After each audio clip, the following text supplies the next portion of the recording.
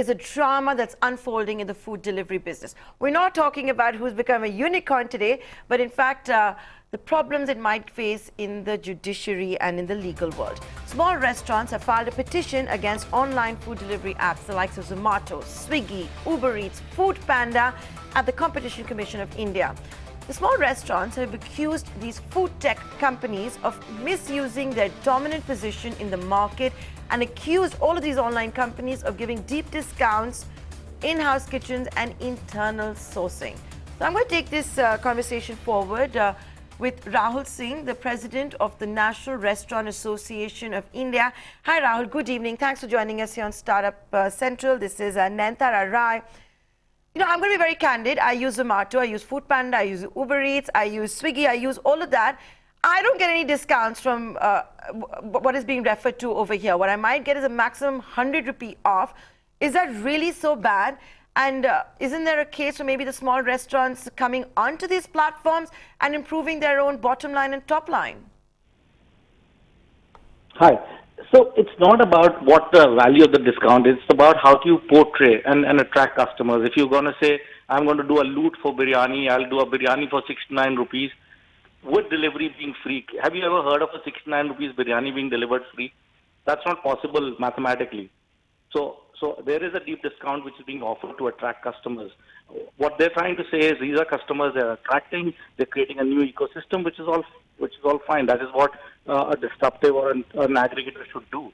But if it's going to come at the cost of a brick and mortar business, yes, the restaurant owners and the people who are in the brick and mortar sector would get affected. That's one side. That's the discount side. The other side is then you go and create phantom kitchens or what they call black kitchens or cloud kitchens and create their own brands, which they always show as the priority. So when a consumer is, so it's like, dominant player being there who owns the ecosystem of the online data, and you're just seeing the data which is relevant to whatever they want to show. So it's not based on if you make a better product. It's about if it's my own phantom kitchen or my own private label, that's what you will show in your search engine. So these are all predatory pricing, which is what's being accused for. So all the rest is working together and actually being affected, and that's why the NRAI has to step in and create a dialogue between the aggregators and figure this out. How do we resolve this? Because this is just the beginning.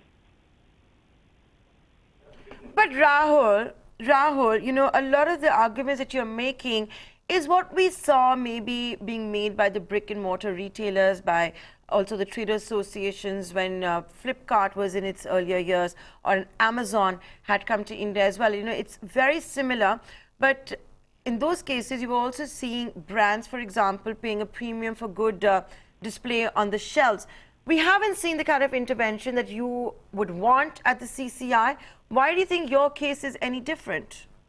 First of all, it's not my case. This is a change.org created by a group whom I don't even know. This became viral within the NRAI member chapter groups, and that's why it came to our fore. And the first thing that we had to do is address it, and one journalist picked it up because this became pretty viral. I was called upon, I had to go. But before even all this happened, last month itself, created a meaningful dialogue roundtable, and which is happening actually next week, and that's happening in our office. So we've got all the 4 big aggregators coming to the office for the first time in the same room at the same time.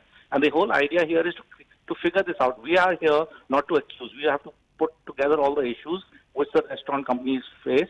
There are multiple. Deep discounting could be, differential commissions could be, or arm twisting maybe that, if you're not going to give me this kind of a commission, you will not come in the search engine. Masking of customer data, for example, because earlier anybody who wants a loyal customer knows what is, when you call in a pizza delivery, they know whom's calling. But when you call through these aggregators, your numbers are masked. There are multiple issues that can go on and on. But the idea here is to talk to the aggregators and figure what their side of the story is. Only once we figure this out, we'll take the next steps. We've not gone to CCI. We're not gone to PMO on this. And anyway, this is a DIPP case in any case. Even the press note 3, which happened for the retailers, is a DIPP case. I think DIPP has to take a stance on this, because this is FDI money being invested in burning cash to kind of create a new customer base, or basically attract the customers or create a dominance here. Rahul, that's very interesting that for the first time you're going to see the aggregators actually come together under the same roof and meet all of the interested parties and all of the stakeholders. I take your point that you personally are not a petitioner, but since you are representing the National Restaurant Association of India, ahead of that meeting, what according to you would be the best way to create a fair and an even playing field? So two things. First and foremost, food, after air and water, food is the third most ingredient without which you can't live. That's a given fact. Food is very important when it comes to safety. So the food safety and standards are extremely important, and there's no zero tolerance on that. No commerce can beat tolerances on food safety and standards. Now, what happens with food safety and standards? There's an FSSAI regulation which is already in force. In fact, last month they took out a new directive, or what you call a revised directive and guidelines for the e-commerce guys. So for example, a rider, he's also a food business operator. He's riding with the product. Another 50 minutes, if he's riding with the food product, the food would be not fit for consumption. So there are guidelines which the e-commerce guys had to be given. FSI has already done that. So that's the FSI part, which is the apex body when it comes to food regulation. There's no compromise. Also, they came and if culled out all the restaurants which are not even FSI compliant. You know that 3 months back that happened when 50 to 60,000 restaurants went offline on these aggregators, because aggregator says we don't care whether this person is an FSI compliant or not. But then FSI has to step in and says no. As per the law, you need to care. You need to make sure that the FSI number is registered and it's actually on the microsite of that particular. Whenever you search, you can now actually see the FSI number. As a consumer, you should see. Without that, you shouldn't be ordering from that particular restaurant. So that's all what the FSI is doing. But when it comes to what we call predatory pricing or let's say unethical practices, I think the only organization or only department which can actually take care of this is the Niti Aayog, DIPP. They need to figure this out. Whether is this really affecting the brick and mortar business? That's what happened with retail. The retail press note which came in lately, which has shaken up the Flipkarts and Amazons, has happened because of DIPP. They are the ones who've taken out the guidelines.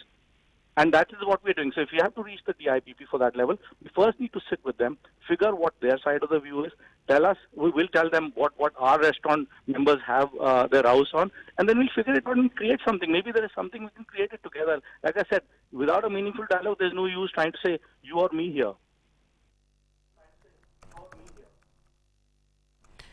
Okay, I take your point, Rahul, and here on live television is an open invitation to join us on ET Now after that important meeting of the aggregators and all the stakeholders, including the small restaurants.